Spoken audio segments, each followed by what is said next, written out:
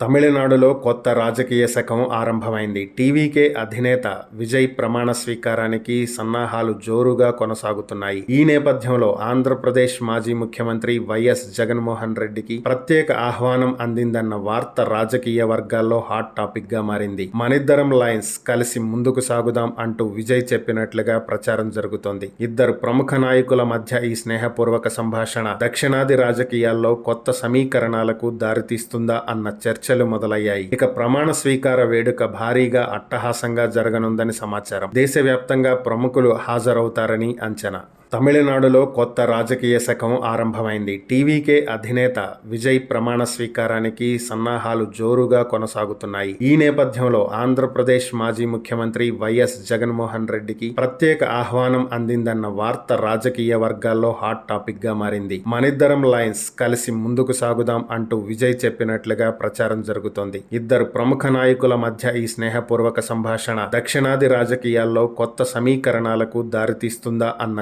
చర్చలు మొదలయ్యాయి. ఇక ప్రమాణ స్వీకార వేడుక భారీగా అట్టహాసంగా జరగనుందని సమాచారం. దేశవ్యాప్తంగా ప్రముఖులు హాజరవుతారని అంచనా.